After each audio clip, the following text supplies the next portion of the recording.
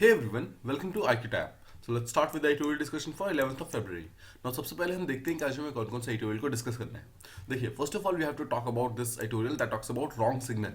इसके अंदर हुआ ये है कि मलयालम यानी कि मलयालम लैंग्वेज में केरला का एक न्यूज चैनल था that is called as media one channel.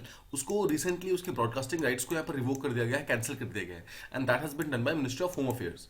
Now इस चीज को किया गया है on the reason of national security, but इसका मेन रीजन मतलब क्या क्या प्रूफ है इसके अगेंस्ट में वो सब चीजें बताई नहीं गई हैं। तो क्या ये सही सिग्नल है या फिर नहीं है, क्या हम जर्नलिज्म या फिर प्रेस को इस तरीके से हम बंद कर सकते हैं या फिर नहीं कर सकते हैं, इस चीज के बारे में हम प्रॉपर्ली बात करेंगे। And second will talk about कि local jobs that raises the constitutional questions.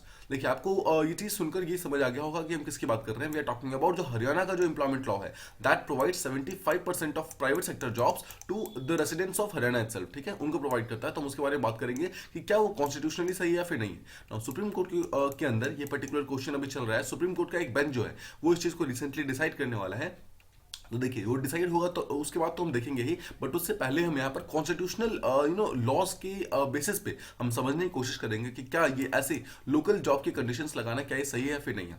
तो देखिए इन दोनों के अलावा ऑल्दो हम बात करेंगे सिर्फ इन दोनों के बारे में, बट इसके अलावा यहाँ पर एक एमएसपी स्कीम के बारे में बात की गई है कि how MSP scheme can transform the Indian agriculture. देखिए एमएसपी के बारे में हमने बहुत सारे डिफरेंट एडिटोरियल्स बात किए हुए हैं, मतलब उसके अंदर मतलब बातें की हुई है एंड उसके अंदर इस पर्टिकुलर एडिटोरियल के ऑलमोस्ट सारे पॉइंट्स कवर हो जाते हैं, कुछ इसमें नया पॉइंट नहीं है। बस यहाँ पर ये बात की मतलब ये बोला जाता है कि एमएसपी जो है वो लगातार इवॉल्व हुआ है। ठीक है, जो एमएसपी है वो लगातार इवॉल्व हुआ है। ऐसा नहीं कि एमएसपी का जो अभी का प्रेजेंट स्ट्रक्चर है वही पहले बना हुआ था, वो लगातार इवॉल्व होकर आया है। मतलब स्टार्टिंग में जो पीडीएस का स्कीम था वो कुछ और था, फिर धीरे धीरे करके जो जो यहाँ पे प्रोक्योरमेंट था वो और ज्यादा इंक्रीज हुआ है। धीरे धीरे आज जाकर हम जो एमएसपी का स्ट्रक्चर देख रहे हैं that is that is the result of evolution. Now author का बोलना ये है कि एमएसपी को यहाँ पे लाके रोकना नहीं चाहिए, हमें इसको लगातार और ज्यादा इवॉल्व कराना चाहिए ताकि जो भी एमएसपी का नेक्स्ट वर्जन है वो भी जल्दी जल्दी आए और उसमें कुछ एडिशनल बेनिफिट्स हो एज कम्पेयर टू जो अभी एमएसपी है। ठीक है, ये कुछ यहाँ पे एडिटोरियल्स है। इसके अलावा देखिए दिस पर्टिकुलर एडिटोरियल एक टाइप का इंटरव्यू है जिसके अंदर बात की गई है कि क्या गवर्नर जो है वो अभी के टाइम में फेडरल स्ट्रक्चर को हमारे सबवर्ट कर रहे हैं क्या। What is the meaning of federal structure? Federal structure का सीधा सा मतलब होता है जहां पर union and so federal structure वो होता है जहां पे हमारी जो देखिए हमारे जो सेंटर और स्टेट्स है उन दोनों के पास अपने अपने खुद के पावर्स है। तो when the central government and the state governments they work together in tandem that is called as federal structure. ठीक है, सिंपल वर्ड्स में। तो क्या गवर्नर जो है हमारे उस फेडरल स्ट्रक्चर को सबवर्ट कर रहे हैं, क्या उसकी वैल्यू को यहाँ पर रिड्यूस कर रहे हैं? देखिए governor is always appointed by the central government. ठीक है, and it works with the state. So क्या यहाँ पर जो सेंट्रल गवर्नमेंट के होते हैं उसके कुछ मीन्स यहाँ पर स्टेट गवर्नमेंट के ऊपर अप्लाई किए जाते हैं, क्या उनको फोर्स किया जाता है? इन सब चीजों को आपको यहाँ पर देखना है। देखिए सबसे पहले you can go to Laxmikanth and जो गवर्नर वाला चैप्टर आप उसको एक बार देख सकते हैं। ठीक है, प्रॉपर्ली।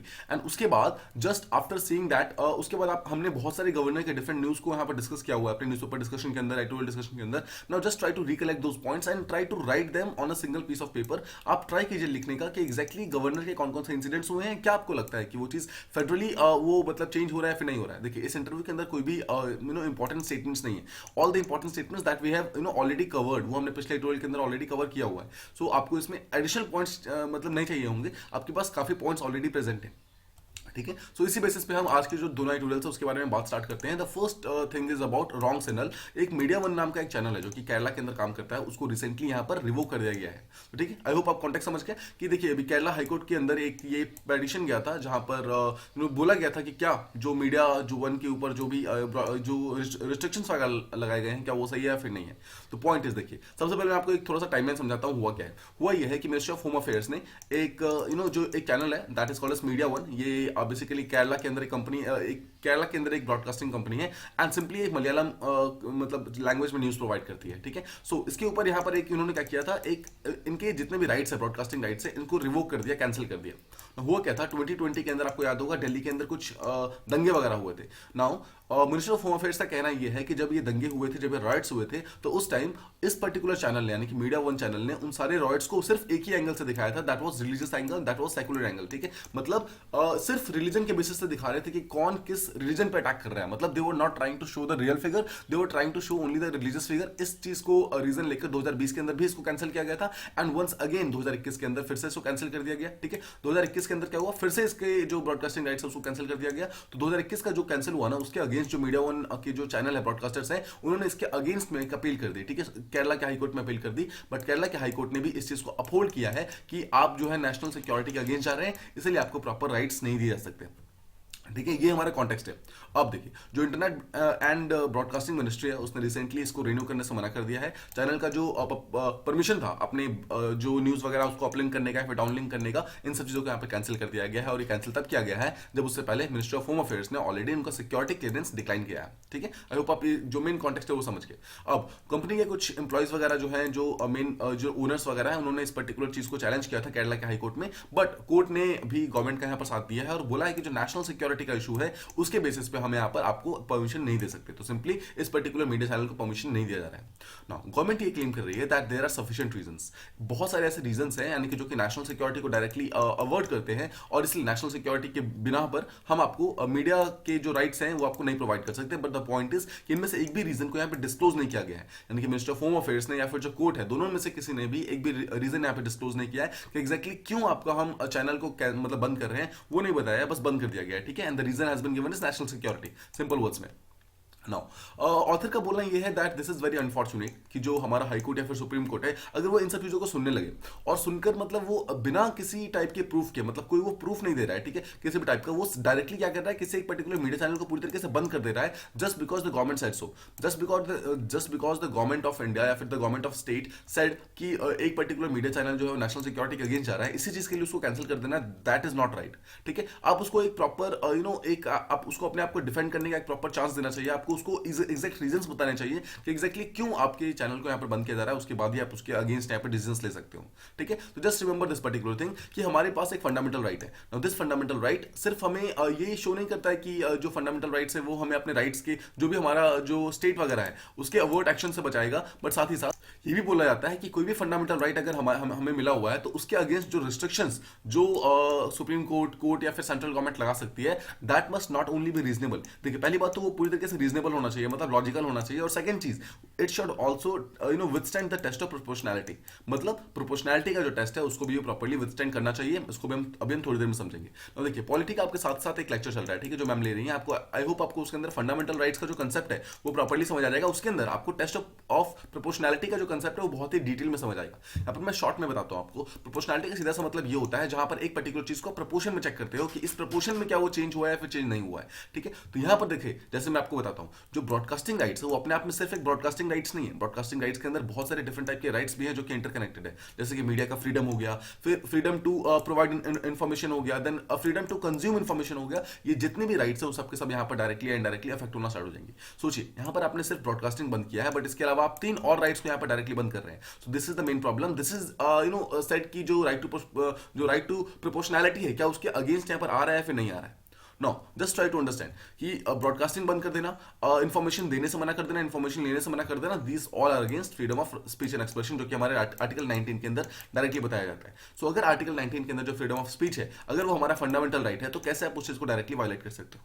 ठीक है, आई होप आप ये चीजें प्रॉपर्ली समझ रहे हैं। अब देखिए, कोर्ट जो है यानी कि जो केरला का हाई कोर्ट है, उसने इस चीज को सारे के सारे रेस्ट्रिक्शंस को एक्सेप्ट तो कर लिया है, बट उसने कोई भी इसका जो रीजनेबल लॉजिकल जो एक्सप्लेनेशन है वो नहीं प्रोवाइड किया, ना ही कोई प्रूफ प्रोवाइड किया। सो this is one of the main problems. Now यहाँ पर 2 डिफरेंट टाइप के जो फंडामेंटल राइट्स है वो डायरेक्टली वायलेट हो रहे हैं। एक तो हमने ऊपर देखा फ्रीडम ऑफ स्पीच वायलेट हो रहा है, उसके अलावा जो चैनल है उस चैनल के पास अपना राइट टू ब्रॉडकास्ट है, और जो व्यूअर्स है उनके पास राइट टू नो है। देखिए, मैं और आप अगर हम मान लीजिए हम इस पर्टिकुलर चैनल को फॉलो करते हैं, एंड सडनली अगर आप एक दिन सुबह उठते हो and you get to know कि आपका चैनल को बंद कर दिया गया है, you definitely have the right to know कि एग्जैक्टली क्या गलती की थी उन्होंने, राइट, उनका मेन रीजन क्या था, क्यों उसको बंद किया गया है। But if we are not given a proper reason, इसका मतलब है कि हमारा फंडामेंटल राइट डायरेक्टली वायलेट हो रहा है। ठीक है, just remember this particular thing.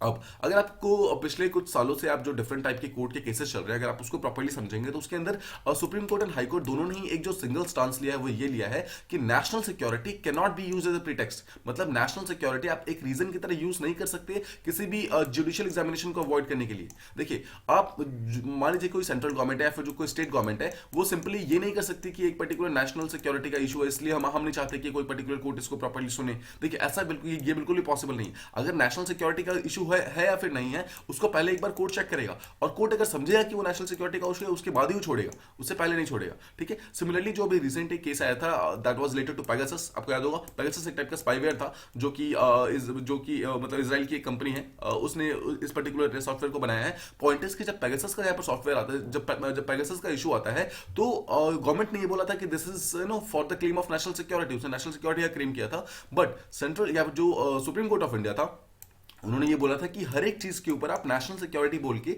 आपको ये फ्री पास नहीं मिल जाएगा कि आप गवर्नमेंट जो चाहे वो आगे जाकर करना स्टार्ट कर दे। This is not possible. और ये चीज यहाँ पर इस चीज को कैंसिल करते हुए, इस चीज को बंद करते हुए यहाँ पर सुप्रीम कोर्ट ने ये बोला था कि आपको पहले पेगासस को यहाँ पर चेक कराना होगा, it should stand the test of proportionality. अगर वो स्टैंड करता है उसके बाद ही हम यहाँ पर इसको अलाउ कर सकते हैं कि ठीक है पेगासस यहाँ पर हो सकता है या फिर नहीं हो सकता है। ठीक है, just remember this particular thing.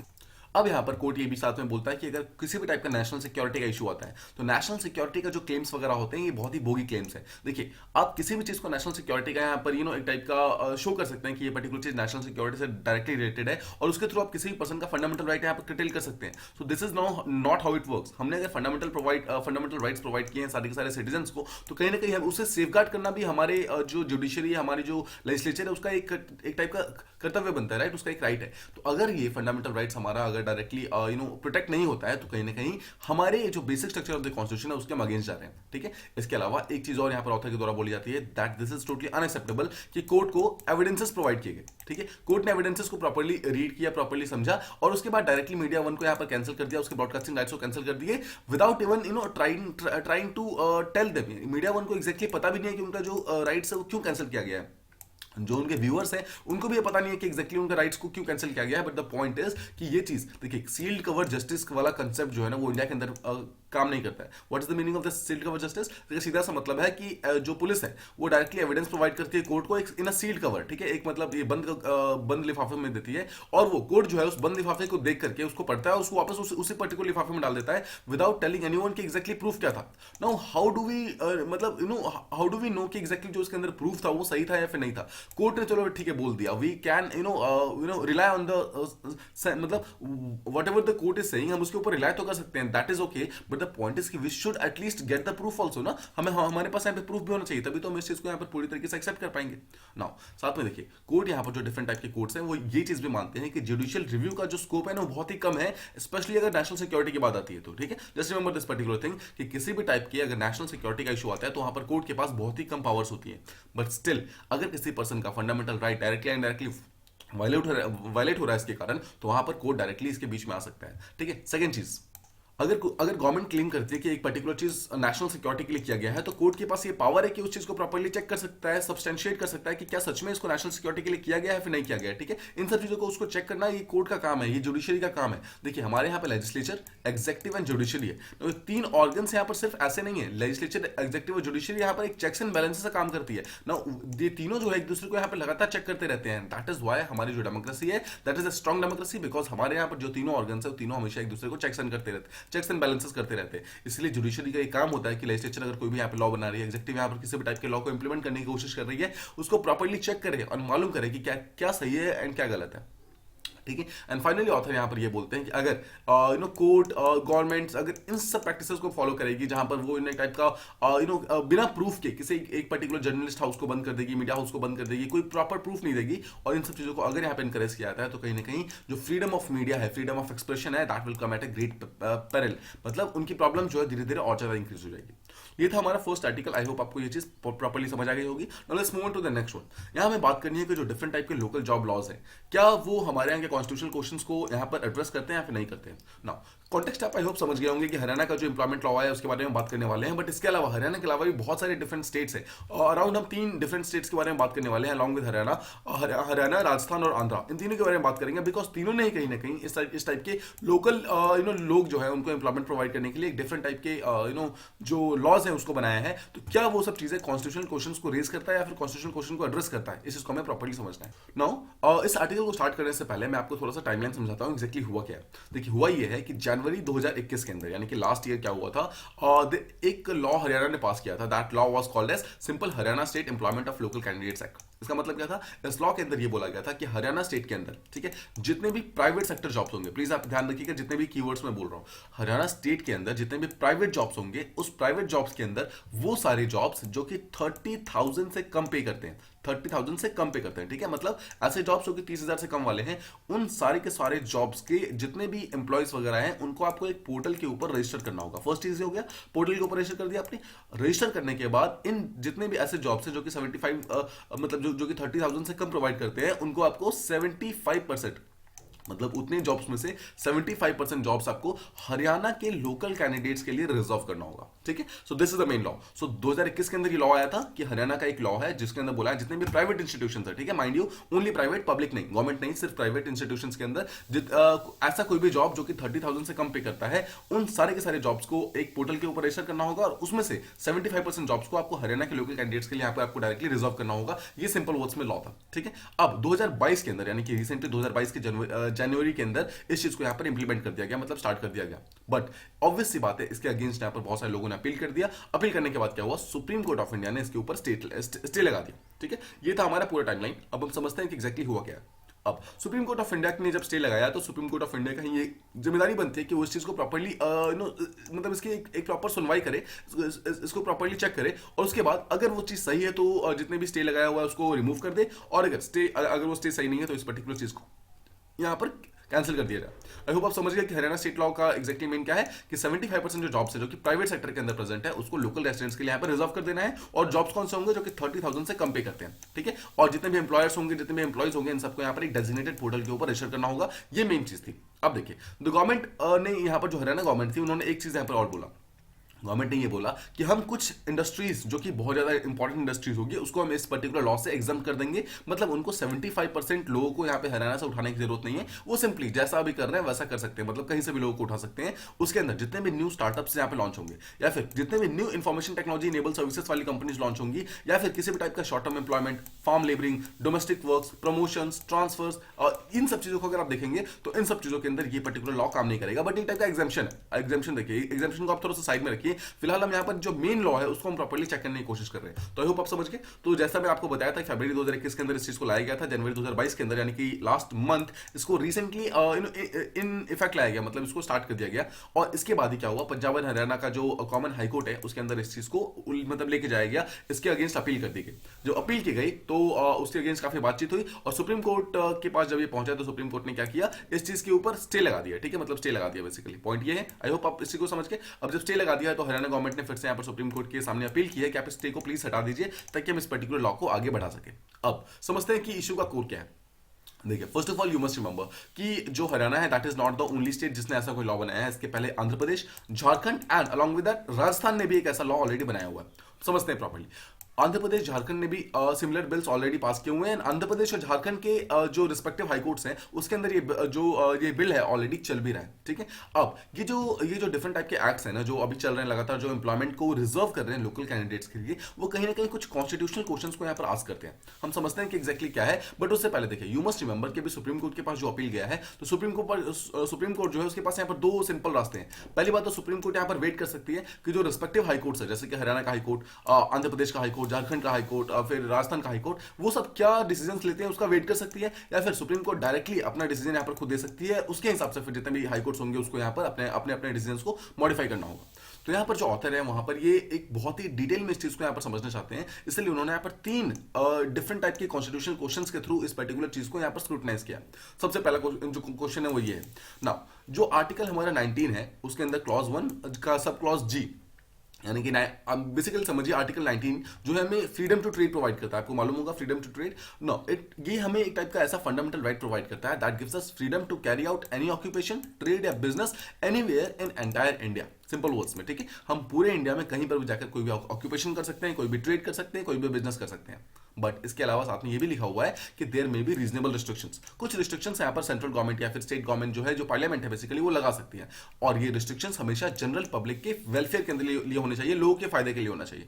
पर ठीक है, एंड इन पर्टिकुलर उन्होंने ये स्पेसिफाई किया कि कोई भी पर्टिकुलर यहाँ पर जो लगाया जाए, किसी भी टाइप का रिस्ट्रिक्शन लगाया गया वो किसी भी टाइप के प्रोफेशनल जो क्वालिफिकेशंस है, टेक्निकल क्वालिफिकेशंस है, या फिर कोई भी अगर गवर्नमेंट को किसी भी टाइप का अगर सेक्टर को रिजर्व करना है वो सब कर सकती है। मैं आपको सिंपल वर्ड में समझाता हूँ। देखिए, एक तरफ तो हमें आर्टिकल 19 के अंदर ये बोला जाता है कि आप कोई भी पर्सन कहीं भी जाकर किसी भी टाइप का ऑक्यूपेशन, ट्रेड या बिजनेस कर सकता है। बट साथ ही साथ आपने देखा होगा डिफरेंट एग्जाम्स वगैरह होते हैं, उसमें मतलब उसके अंदर क्या होता है कि एक पर्सन जो कि 60% से ज्यादा जिसके ग्रेजुएशन के अंदर मार्क्स है, सिर्फ वही अप्लाई कर सकता है। इसका मतलब क्या है, ये एक टाइप का टेक्निकल क्वालिफिकेशन यहाँ पर डाल रहा है। तो ये सब चीजें अलाउड होती है यहाँ पर, ठीक है ना। अब आपको ये चीज समझना है, आर्टिकल 19 जो है इस चीज को किस तरीके से वायलेट करता है। जो हरियाणा का लॉ है वो प्राइवेट बिजनेस को पहली बात तो एक टाइप का राइट्स प्रोवाइड करता है, ठीक है, प्राइवेट राइट्स को। और वो 75% ऑफ द लोअर एंड जो मनी, यानी 30,000 से कम वाले जो जितने भी पे हैं, उन सबको यहाँ पे रिजर्व करने के लिए होता है। ध्यान से सोचिए, कहीं ना कहीं राइट टू ऑक्यूपेशन के अगेंस्ट नहीं जा रहा है। देखिए, यहाँ एक तरफ हम बोल रहे हैं कि राइट टू हमें carry out any type of occupation, trade या बिजनेस है, मतलब किसी भी टाइप के हम ऑक्यूपेशन को यहाँ पे कैरी आउट कर सकते हैं। बट सेकंड तरफ हम यहाँ पर ये मतलब हमारा जो हरियाणा का लॉ है वो ये बोल रहा है कि हरियाणा के अंदर किसी और स्टेट का पर्सन आके यहाँ पर काम नहीं कर सकता है। Now this is directly infringing this particular fundamental right. इसके अलावा कुछ यहाँ पर सुप्रीम कोर्ट के जजमेंट्स है, उसको हम समझते हैं। 2002 के अंदर एक टीएमए पाई फाउंडेशन केस आया था। Now first of all you don't need to remember all these judgements. आपको अगर मेंस के लिए चाहे तो आप 1 से 2 जजमेंट्स को यहाँ पर याद कर सकते हैं, ठीक है, वो भी सिंपली एक जगह नोट कर सकते हैं, आप उसको बाद में धीरे धीरे कैरी आउट कर सकते हैं। बट द पॉइंट इज आपको सारे के सारे जजमेंट्स को यहाँ पे याद करने की बिल्कुल जरूरत नहीं है, ठीक है। 2002 के अंदर एक पाई फाउंडेशन केस बेसिकली आया था। उसके अंदर सुप्रीम कोर्ट ने ये बोला कि जितने भी प्राइवेट एजुकेशनल इंस्टीट्यूशंस होंगे उनको हम ऑटोनॉमी प्रोवाइड कर सकते हैं, अपने किसी भी टाइप के एडमिनिस्ट्रेटिव डिसीजन या फिर किसी भी टाइप के मैनेजमेंट डिसीजन को वो खुद ले सकते हैं। मतलब क्या है कि प्राइवेट इंस्टीट्यूशंस अपने डिसीजन खुद लेगा, सिंपल वर्ड्स में 2002 के अंदर ये बोला गया। 2005 के अंदर एक दूसरा इनामदार केस आता है, उसके अंदर ये बोलता है कि किसी भी टाइप का जो रिजर्वेशन होगा, और नाउ दिस पर्टिकुलर रिजर्वेशन वो किसी भी ऐसे एजुकेशनल इंस्टीट्यूशंस के ऊपर नहीं लगाया जा सकता है जो कि फाइनेंशियल इंस्टीट्यूशन, जो कि फाइनेंशियल एड नहीं लेता है स्टेट के थ्रू। मतलब क्या है कि कोई भी रिजर्वेशन सिर्फ उसी स्कूल या कॉलेजेस के ऊपर लगाया जा सकता है जो कि स्टेट गवर्नमेंट से या फिर सेंट्रल गवर्नमेंट से डायरेक्टली या इनडायरेक्टली एड लेता है, यानी कि पैसे लेता है, मनी लेता है। अगर वो मनी लेगा तो ही उसके ऊपर रिजर्वेशन लगा सकते हैं, नहीं तो उसके ऊपर रिजर्वेशन नहीं लगा सकते हैं। इसका मतलब क्या हुआ, सिंपल वर्ड्स में अगर आप समझेंगे, इसका मतलब ये हुआ कि किसी भी टाइप के प्राइवेट इंस्टीट्यूशन के ऊपर, जो प्राइवेट इंस्टीट्यूशन किसी भी टाइप के स्टेट या सेंट्रल गवर्नमेंट से कोई भी फंडिंग नहीं लेता है, उसके ऊपर आप कोई भी रिजर्वेशन नहीं लगा सकते हैं, ठीक है। सिंपल वर्ड्स में इसका मतलब ये है। थर्ड, 2005 के अंदर सुप्रीम कोर्ट फिर से आती है और यहाँ पर कॉन्स्टिट्यूशन को अमेंड करती है, और अमेंड करने के बाद यहाँ पे बोला जाता है कि जितने भी प्राइवेट एजुकेशनल इंस्टीट्यूशंस हैं उन सबको रिजर्वेशन अलाउ किया जाएगा, but only from there socially and educationally backward class या फिर एससी या एसटी के पॉइंट ऑफ व्यू से।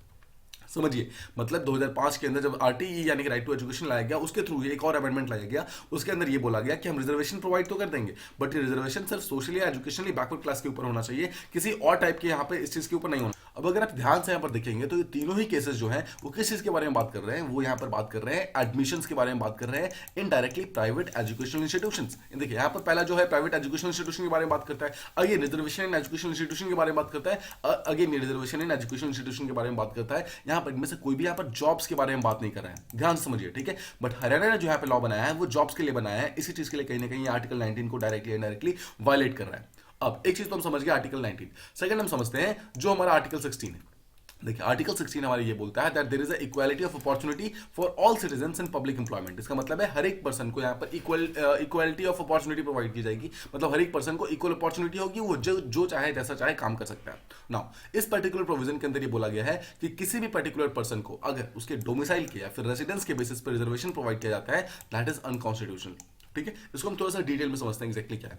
देखिए, जब यहाँ पर राइट इक्वालिटी ऑफ अपॉर्चुनिटी की बात करता है तो ये बोलता है कि किसी भी टाइप का डिस्क्रिमिनेशन यहाँ पे नहीं होना चाहिए, इंक्लूडिंग प्लेस ऑफ बर्थ या फिर प्लेस ऑफ रेसिडेंस के बेसिस पे यहाँ पर किसी भी टाइप का डिस्क्रिमिनेशन नहीं हो सकता है। लेकिन इसके बावजूद देखिए, एक तो ये चीज हो गई, आर्टिकल 16 डायरेक्टली बोलता है कि इक्वालिटी ऑफ अपॉर्चुनिटी मिलेगा और उसके अगेंस्ट कोई भी वायलेशन नहीं हो सकता है। बट साथ ही साथ ये भी जो कॉन्स्टिट्यूशन प्रोवाइड करता है, जो हमारा पार्लियामेंट है, पार्लियामेंट को परमिशन दिया जाता है कि वो लॉज बना सकता है that requires residence within a state for appointment to a public state, जहां पर एक पर्टिकुलर स्टेट का मतलब रेसिडेंस होना, एक पर्टिकुलर पर्सन अगर एक पर्टिकुलर स्टेट का रेसिडेंट है तभी उसको एक पर्टिकुलर ऑफिस मिल सकती है। ये चीज अलाउड है, लेकिन इसके अंदर दो चीजें हैं। फर्स्ट चीज, ये जो प्रोविजन है it is for public employment, पहली बात तो यानी कि गवर्नमेंट ऑफिस के लिए है, ये प्राइवेट सेक्टर जॉब्स के लिए नहीं है। हरियाणा का जो यहाँ पर जो चीज है वो प्राइवेट के लिए है, वो पब्लिक के लिए नहीं है। Just remember this particular thing. और सेकंड चीज बोला हुआ है कि ये लॉ कौन बनाएगा, ये लॉ पार्लियामेंट बनाएगा। This law will be made by parliament and not by the state legislature. Just remember this particular thing. Parliament यानी कि सेंट्रल गवर्नमेंट का जो लेजिस्लेचर है वो बनाएगा, यहाँ पर जो स्टेट लेजिस्लेचर है वो इस पर्टिकुलर लॉ का नहीं बना सकता है। एंड अगेन हरियाणा का जो लॉ है वो स्टेट के लेजिस्लेचर ने बनाया हुआ है। ठीक है। अब हम इसके अलावा एक और चीज समझते हैं। देखिए ये चीज तो आप ये सब चीजें समझ गया कि एक तो आर्टिकल 19 को डायरेक्टली इन्फ्रिंज कर रहा है और आर्टिकल 16 को डायरेक्टली इन्फ्रिंज कर रहा है ना। इसके अलावा जो पब्लिक एम्प्लॉयमेंट का केस है, जो पब्लिक एम्प्लॉयमेंट का जो इशू है, उसके थ्रू ऑलरेडी कुछ केसेस ऑलरेडी हमारे पास में हो चुके हैं। जैसे कि 2002 के अंदर राजस्थान नाम का जो राजस्थान के अंदर बेसिकली एक न्यू यहाँ पे लॉ लाया गया था, जिसके अंदर ये बोला गया कि राजस्थान के अंदर जितने भी गवर्नमेंट टीचर्स होंगे वो एक पर्टिकुलर रीजन के होने चाहिए। मतलब राजस्थान के अंदर भी एक पर्टिकुलर रीजन के होने चाहिए। अगर वो एक पर्टिकुलर रीजन के हैं तभी उनको वो जो पब्लिक एम्प्लॉयमेंट है वो मिल सकती है, ठीक है। बट इस चीज को सुप्रीम कोर्ट ने यहाँ पर अनकॉन्स्टिट्यूशनल डिक्लेयर कर दिया, बिकॉज हम एक रेसिडेंस को एक टाइप का जॉब का एक टाइप का कंडीशन नहीं बना सकते, ठीक है, सिंपल वर्ड्स में। सेकंड, नाउ ये बोला गया कि रिजर्वेशन है, it can be made for the backward class of citizen. इसमें कोई डाउट नहीं है कि हम एससी के लिए, एसटी के लिए, ओबीसी के लिए हम रिजर्वेशन प्रोवाइड कर सकते हैं, but this reservation can not B solely on the account of residence या फिर डोमिसाइल। मतलब सिर्फ और सिर्फ इस बात पे कि एक पर्टिकुलर पर्सन किसी एक पर्टिकुलर जगह का रहने वाला है, उस बेसिस पे आप रिजर्वेशन प्रोवाइड कर रहे हैं, दैट इज नॉट राइट। आप सिर्फ और सिर्फ रेजिडेंस के बेसिस पे कोई भी रिजर्वेशन प्रोवाइड नहीं कर सकते। बट हाँ, अगर वो पर्सन एससी या फिर एसटी है या फिर ओबीसी है तो आप उसको रिजर्वेशन प्रोवाइड कर सकते हो, अलॉन्ग विद अगर वो कहीं दूर का रहने वाला है या फिर किसी एक पर्टिकुलर एरिया का रहने वाला है तो आप उसको प्रोवाइड कर सकते हो, but only on the basis of residence you can not provide a particular person किसी टाइप का रिजर्वेशन। इसके अलावा 1995 के अंदर आंध्र प्रदेश के अंदर भी एक सिमिलर रूल बनता है। आंध्र प्रदेश के अंदर ये बोला जाता है कि कोई भी ऐसा पर्सन जो कि तेलुगु मीडियम का है उसको हम प्रेफरेंस प्रोवाइड करेंगे एज कंपेयर टू बाकी। अगेन सुप्रीम कोर्ट के पास ये बात गई और सुप्रीम कोर्ट ने इस चीज को स्ट्रक डाउन कर दिया, बिकॉज सुप्रीम कोर्ट ने बोला कि जितने भी बाकी बच्चे हैं जो कि मेरिटोरियस स्टूडेंट्स हैं, जो कि मेरिटोरियस कैंडिडेट्स हैं, जो कि ज्यादा नंबर यहां पर लेकर आ रहे हैं, उसके अगेंस्ट आप डिस्क्रिमिनेशन कैसे कर सकते हो जस्ट बिकॉज उनको यहां पर तेलुगु नहीं आती है, फिर जस्ट बिकॉज वो तेलुगु मीडियम के नहीं है, ठीक है। इन सब चीजों को यहां पर ध्यान रखने के बाद ये सब चीजें समझ आती है कि जो यहां पर हरियाणा ने जो लॉ बनाया है वो कहीं ना कहीं हमारे जो जितने भी पास्ट के लॉज हैं उन सबके अगेंस्ट जाता है। नाउ थर्ड क्वेश्चन एक और आता है। देखिए फर्स्ट क्वेश्चन हम यहाँ पर, आपको याद है हम तीन मेन चीजों को समझ रहे हैं। जो फर्स्ट हमने समझा वो समझा आर्टिकल 19 को, सेकंड हमने समझा यहाँ पे आर्टिकल 16 को। अब हम थर्ड क्वेश्चन समझ रहे हैं, दैट इज अबाउट कि क्या 75% रिजर्वेशन जो हरियाणा प्रोवाइड कर रहा है क्या वो चीज परमिटेड है या फिर नहीं है। नाउ 1992 के अंदर एक इंदिरा सोनी केस आया था, जिसके अंदर ये सुप्रीम कोर्ट ने ये बोला था कि मैक्सिमम रिजर्वेशन जो एक पर्टिकुलर जगह पे प्रोवाइड किया जाता है that is only 50%। Now why, देखिए रिजर्वेशन का मतलब है जो कि लोअर जो सेक्शन के लोग हैं उनको अपलिफ्ट करना और उनको हमारे मतलब जो बाकी लेवल्स है उनके वहां तक लेकर आना। बट द पॉइंट इज कि अगर आप 50% से ज्यादा रिजर्वेशन प्रोवाइड कर रहे हो तो आपको कहीं ना कहीं ये नहीं लगता है जो unreserve section of the society है वो खुद ही वहां पर नीचे चली जाएगी, ठीक है। तो इस चीजों को इंश्योर करने के लिए जो अनरिजर्व सोसाइटी है वो भी नीचे ना जाए और जो रिजर्व सोसाइटी है वो भी उसको भी अपलिफ्ट करने का मौका मिल जाए, जो रिजर्वेशन का कैपिंग कर दी गई at a tune of around 50%। मतलब बोला गया कि जो भी रिजर्वेशन वगैरह होगा वो मैक्सिमम 50% हो सकता है, उसके अलावा नहीं हो सकता है। बट इसके अलावा सुप्रीम कोर्ट ने इसके अंदर एक सेफगार्ड प्रोवाइड किया कि अगर इस चीज को अगर रिलैक्सेशन प्रोवाइड करना है, मतलब 50% से ऊपर जाना है, तो उसके लिए कुछ एक्स्ट्रा ऑर्डिनरी सिचुएशन होनी चाहिए जो कि सेंट्रल गवर्नमेंट या फिर स्टेट गवर्नमेंट या फिर जो सुप्रीम कोर्ट है वो डायरेक्टली डिसाइड कर सकते हैं, ठीक है। इसका मतलब क्या है, इसमें कुछ एग्जांपल्स देंगे, जैसे कि एक पर्टिकुलर पर्सन मान लीजिए कि जो बहुत ही ज्यादा रिमोट एरिया का है, जो बहुत ही ज्यादा गरीब एरियाज का है, उसके लिए हम एक अलग टाइप का रूल बना सकते हैं, वहां पर 50% से ज्यादा हम रिजर्वेशन प्रोवाइड कर सकते हैं। जहां पर मान लीजिए majority of the communities he SC ST या फिर ओबीसी की है, उसके लिए हम ऐसे रूल्स बना सकते हैं। बट इन डूइंग सो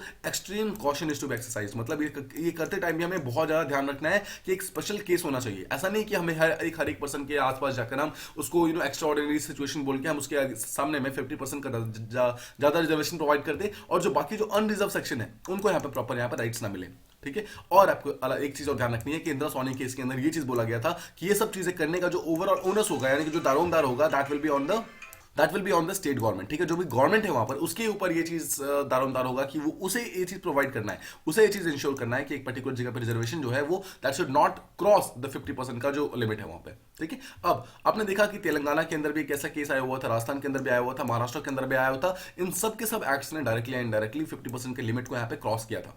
महाराष्ट्र ने तो देखिए मराठा को जो रिजर्वेशन प्रोवाइड किया था दैट वाज अराउंड 70% के आसपास में रिजर्वेशन प्रोवाइड किया था, बट ऑब्वियसली सुप्रीम कोर्ट ने इस चीज को स्ट्रक डाउन कर दिया बिकॉज ये 50% लिमिट को डायरेक्टली क्रॉस कर रहा था, ठीक है। इंदिरा सोनी केस का जो लिमिट था उसको क्रॉस कर रहा था। नाउ देखिए सुप्रीम कोर्ट यहाँ पर ये बोलता है कि जो 50% का लिमिट है इसका एम क्या है, इसका एम ये है कि इक्वालिटी को तो हम अचीव कर ले, बट जो साथ में जो unreserve section of the society है वो भी यहाँ पर नीचे न चली जाए, तो हम दोनों को यहाँ पे साथ में लेके चलना है, ठीक है। अगर हम इस लिमिट को यहाँ पर ब्रीच कर देंगे तो कहीं ना कहीं हमारा जो समाज है वो इक्वालिटी के बेसिस पे नहीं होगा, वो हमारा समाज कास्ट रूल के बेसिस पे गवर्न होना स्टार्ट हो जाएगा। बिकॉज देखिए 50% अभी हम कहीं ना कहीं जो कास्ट रूल के बेसिस पे रिजर्वेशन प्रोवाइड करते हैं, और बाकी जो 50% है उसे हम अनरिजर्व छोड़ देते हैं। तो अगर हम 50% के अलावा जो बाकी 50% है उसके अंदर भी अगर हम इंक्लूड करना स्टार्ट कर देंगे, तो कहीं ना कहीं जो हमारा इक्वालिटी का बेसिस है वो खत्म हो जाएगा और कास्ट रूल का बेसिस यहाँ पर स्टार्ट हो जाएगा। और कास्ट रूल को इंक्रीज करने के चक्कर में हमारा जो अनरिजर्व सेक्शन है उसको यहाँ पर रिजर्वेशन देना पड़ जाएगा आगे जाकर। ठीक है, अब ये सब चीजें तो आप मेन चीजें समझ के, अब हम हरियाणा का जो स्पेसिफिक लॉ है उसके बारे में कुछ चीजें समझते हैं। देखिए पहली बात तो जो हरियाणा का एक्ट है it does not further the caste rule, सबसे पहले आपको समझना है। बिकॉज ये हरियाणा का रूल ये नहीं बोलता है कि एससी को मतलब एससी को एम्प्लॉयमेंट दो, एसटी को दो, ये सब नहीं बोलता है। वो हर एक रेसिडेंट को बोलता है, बट सिंपली बोलता है कि हरियाणा के रेसिडेंट्स। ठीक है, बट अगर आप सोचिए ऑल्दो ये कास्ट रूल को तो किसी भी टाइप के वायलेट नहीं करता है, बट अगर आप ध्यान से सोचे तो कहीं ना कहीं जो equality of all citizen of India है, मतलब इंडिया एज अ नेशन जो है उसकी इक्वालिटी को डायरेक्टली इनडायरेक्टली ये अफेक्ट कर रहा है। समझिए एक पर्टिकुलर जगह पे जो भी लॉज लाई गई थी, जैसे राजस्थान में हो गई, हरियाणा में, मतलब हरियाणा से पहले झारखंड में हो गई, आंध्र प्रदेश में हो गई, तेलंगाना में हो गई, ये सब जितने भी लॉज ला गए थे वो सब कहीं ना कहीं पब्लिक इंप्लॉयमेंट से रिलेटेड थे या तो पब्लिक एजुकेशन इंस्टीट्यूशन से रिलेटेड थे। बट हरियाणा एक पहला यहाँ पर स्टेट गवर्नमेंट बन गया है जो कि ये सेम रिजर्वेशन प्रोवाइड कर रहा है बट प्राइवेट सेक्टर के अंदर प्रोवाइड कर रहा है। और private sector always works on what, efficiency. Private sector को देखिए कुछ और नहीं चाहिए, प्राइवेट सेक्टर को किसी और चीज से मतलब नहीं है, उसको सिंपली प्रॉफिट से मतलब है, उसको एफिशिएंसी मतलब है। यानी कि अगर एक पर्टिकुलर प्राइवेट सेक्टर जो है वो एफिशिएंटली काम नहीं कर पाएगा, प्रॉफिट के साथ काम नहीं करेगा, तो वो काम ही क्यों करेगा, राइट? वो अपना बिजनेस स्टार्टअप ही क्यों करेगा, वो रिस्क क्यों लेगा? एक पर्टिकुलर पर्सन जो रिस्क लेकर अपना बिजनेस स्टार्ट कर रहा है वो क्यों रिस्क लेगा अगर वो अपने हिसाब से अपने पर्सन को चूज नहीं कर सकता है? तो राइट, इन सब चीजों का आपको ध्यान रखना होगा। इसके अलावा बोला गया है कि एक पर्टिकुलर टाइम में देखिए अगर किसी प्राइवेट सेक्टर के ऊपर कोई रिजर्वेशन लगाया भी जाता है तो आप ध्यान सोचिए लॉजिकल क्या होगा। एक जगह पर प्राइवेट सेक्टर के ऊपर अगर कोई रिजर्वेशन लगाया जाए और एक जगह पब्लिक सेक्टर के ऊपर कुछ रिजर्वेशन लगाया जाए तो ज्यादा हायर क्या होना चाहिए? ऑब्वियसली बात है, पब्लिक सेक्टर का जो रिजर्वेशन है that should be higher, because public sector government sector है और गवर्नमेंट का काम ही है वेलफेयर प्रोवाइड करना, राइट? अगर गवर्नमेंट का काम है वेलफेयर प्रोवाइड करना तो रिजर्वेशन वगैरह जो काम है वो सबका सब गवर्नमेंट का काम है, वो प्राइवेट का काम नहीं है। प्राइवेट का बेसिकली काम है एफिशिएंसी और प्रॉफिट मोटिव। ठीक है, ये अगर आप देखिए अगर आप बेसिकली प्राइवेट सेक्टर के अंदर जाकर आप यहाँ पर रिजर्वेशन वगैरह प्रोवाइड करना स्टार्ट कर देंगे तो कहीं ना कहीं आपके स्टेट से जितने भी बिजनेस वगैरह है वो एक्सोडस स्टार्ट कर देगी, वो आपके स्टेट से बाहर निकलना स्टार्ट कर देगी। ठीक है, अब हमने देखा पिछले 3 सालों के अंदर जो ये जो तीनों स्टेट्स है, महाराष्ट्र, जो आंध्र प्रदेश एंड झारखंड हो गया, तेलंगाना, ये सब जितने भी स्टेट्स हैं उन लोगों ने एक टाइप के डिफरेंट टाइप के लिमिट्स लगा दिए हैं कि एक जो स्टेट के सिटीजन है वो सिर्फ उसी स्टेट के मतलब उसी पर्टिकुलर स्टेट के अंदर काम कर सकते हैं, या फिर किसी और स्टेट के सिटीजन जो है वो आके हमारे स्टेट के अंदर काम नहीं कर सकते। अगर आप यहाँ पर बिगर पिक्चर देखेंगे तो कहीं ना कहीं इंडिया का जो एज अ नेशन का कंसेप्ट है, इंडिया देखिए इंडिया एक सिंगल नेशन है, इंडिया का जो नेशन का कंसेप्ट है ना वो कहीं ना कहीं यहाँ पर उसके अगेंस्ट यहाँ पर जो वायलेशन हो गई वो मतलब स्टार्ट हो गई है। अगर आप कॉन्स्टिट्यूशन को समझेंगे, कॉन्स्टिट्यूशन हमारा इंडिया को एक सिंगल नेशन बोलता है जहां पर जितने भी डिफरेंट सिटीजन हैं उन सबको इक्वल राइट्स है to live anywhere, to travel anywhere, to work anywhere. हम कहीं भी जाकर काम कर सकते हैं, कहीं भी जाकर रह सकते हैं। अगर हरियाणा का स्टेट लॉ को अगर आप देखते हैं तो वो कहीं ना कहीं इस पर्टिकुलर विजन के अगेंस्ट जा रहा है, वो इनडायरेक्टली अफेक्ट कर रहा है वो सारे के सारे लोग जो एक स्टेट से जाकर सेकंड जगह पर मतलब जाकर एम्प्लॉयमेंट करना चाहते हैं, काम करना चाहते हैं, कुछ और करना चाहते हैं, उन सब चीजों को डायरेक्टली इनडायरेक्टली इंपैक्ट कर रहा है। अब अगर देखिए ये तो हो गया हरियाणा, सोचिए हरियाणा के साथ साथ अगर बाकी स्टेट्स भी ऐसी पॉलिसीज को स्टार्ट करते हैं, मतलब वो भी ऐसी चीजें करना स्टार्ट कर दें, तो आपको नहीं लगता कि जितने भी सिटीजन वगैरह उन सबके लिए बहुत ही डिफिकल्ट हो जाएगा एक स्टेट से सेकंड जगह में माइग्रेट करना, जाकर वहां पर जाकर काम करना, इन सब के लिए प्रॉब्लम बहुत ज्यादा बढ़ जाएगी। फाइनली जो ऑथर है, ऑथर यहाँ पर इकोनॉमिक इंप्लीकेशंस के बारे में बात करते हैं। देखिए सिर्फ हमने यहाँ पर सोशल इंप्लीकेशन देख लिया, हमने यहाँ पर पॉलिटिकल इंप्लीकेशन देख लिए, अब साथ ही साथ आप ये भी समझिए कि जो इकोनॉमिक इंप्लीकेशन है वो भी बहुत ज्यादा बढ़ जाएगा। बिकॉज जितनी भी कंपनीज वगैरह है, कंपनीज ये चाहती हैं बेसिकली उनको प्रॉफिट मोटिव हो, तो वो वहाँ पर जो बेस्ट मैन होती है उसको मतलब उसको जॉब देना चाहती है। अगर if they will be force to give job to only Haryana के लोग, तो ऑब्वियसली हो सकता है कि उनको मतलब नॉर्मल काम ना मिले, मतलब उनको अच्छे लोग ना मिले। उसके कारण क्या होगा, कंपनीज की जो प्रॉफिटिविटी है वो भी कहीं ना कहीं डिक्रीज हो जाएगी और वो पर्टिकुलर कंपनी आपकी वहां से निकल जाएगी। इसके अलावा जस्ट सपोज कि आपने यहाँ पर जॉब्स दे ही दिए, सोचिए हरियाणा के जितने भी एक पर्टिकुलर सेक्शन के लोग होंगे उनकी इनकम अचानक से राइज होना स्टार्ट हो जाएगा और जो आसपास के जो बाकी लोग हैं उनके इनकम कंपैरेटिवली डिक्रीज होनी स्टार्ट हो जाएगी। इसके कारण इनकम इनइक्वालिटी का जो कंसेप्ट है वो भी यहाँ पर धीरे धीरे इंक्रीज होना स्टार्ट हो जाएगा। ठीक है, ये हम समझ गए इकोनॉमिक जो इकोनॉमिक फॉलोआउट है। इसके अलावा आप ये भी समझिए, देखिए आइडिया ऑफ इंडिया जो है वो भी कहीं ना कहीं हमारा डायरेक्टली वायलेट होना स्टार्ट हो जाएगा। बिकॉज कि क्या एक पर्टिकुलर पर्सन जो कि एक पर्टिकुलर स्टेट का है वो ये इमेजिन कर सकता है कि अगर मैं जैसे पंजाब का रहने वाला हूं, अगर मैं जाकर हरियाणा में काम करना चाहता हूं और अगर हरियाणा की गवर्नमेंट मुझे अलाउ ही नहीं कर रही है, मतलब सिंपल बेसिस पे अगर मुझे वो reservation,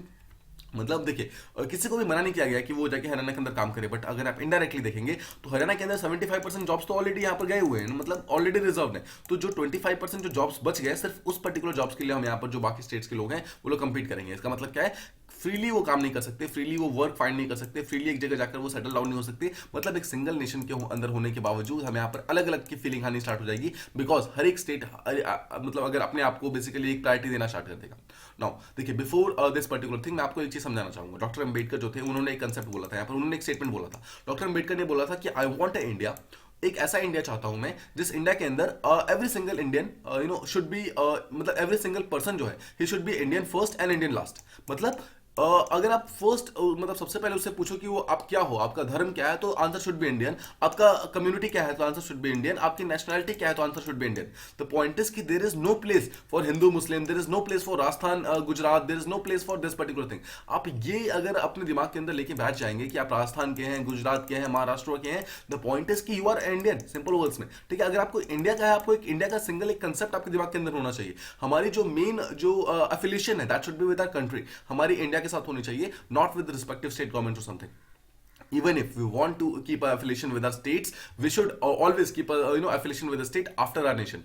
Nation comes first, then comes state and different things. ठीक है, so always remember this particular thing. इसी चीज के ऊपर जो हमारे ऑथर है वो इस चीज को बोलते हैं कि देखिए, जब सुप्रीम कोर्ट इस चीज के ऊपर अभी रिसेंटली बात करने वाला है, सुप्रीम कोर्ट जब इसको समझेगा तो यहाँ पर सिर्फ इसको ये चीज नहीं समझना है कि क्या फंडामेंटल राइट्स को वायलेट करना है कि नहीं। देखिए, फंडामेंटल राइट्स में आर्टिकल 16 हो गया, आर्टिकल 19 हो गया, क्या इनको वायलेट कर रहा है कि नहीं कर रहा है, वो तो ठीक है, वो चीज तो फंडामेंटल राइट्स को चेक करेगा ही सुप्रीम कोर्ट। साथ ही साथ ऑथर का सजेशन ये है कि साथ ही साथ सुप्रीम कोर्ट को यह भी चेक करना चाहिए कि क्या हमारे कॉन्स्टिट्यूशन के अंदर जो बेसिक स्ट्रक्चर है, क्या ये उसे भी वायलेट कर रहा है। कौन सा बेसिक स्ट्रक्चर? देखिए, बेसिक स्ट्रक्चर में हमारा एक स्ट्रक्चर है India as one nation.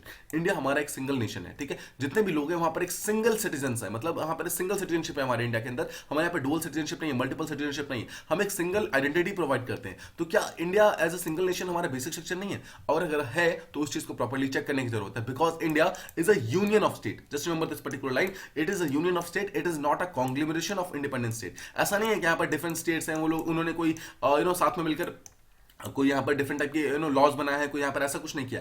These all combined to form a single state. ठीक है, यहाँ पर किसी भी टाइप का कोई अग्रीमेंट साइन नहीं हुआ है डिफरेंट स्टेट से कि हम हाँ ठीक है हम आपके साथ यहाँ पे अगले 50 साल के लिए रहने वाले हैं, ऐसा कोई भी नहीं है। देखिए, यूएसए का ऐसा ही है, यूएसए का जितने भी हुए, जितने भी डिफरेंट स्टेट्स हैं, उन सबका आपस में एक अग्रीमेंट हुआ है। उन अग्रीमेंट के बेसिस पे वो सबके सब स्टेट्स यहाँ पर एक साथ में मिलकर रहते हैं। बट द पॉइंट इज कि इंडिया एक ऐसा स्टेट नहीं है, इंडिया एक ऐसा कंट्री नहीं है। इंडिया के जितने भी स्टेट्स हैं वो इंडिया का इनहेरेंट पार्ट है, इंडिया के साथ कोई भी अग्रीमेंट किसी ने साइन नहीं किया। ठीक है, तो ये था हमारे दोनों के दोनों एडिटोरियल। आई होप आपको दोनों एडिटोरियल्स प्रॉपर्ली समझ आ गए होंगे। If you like the video, please do like, share and subscribe, and thank you so much for listening.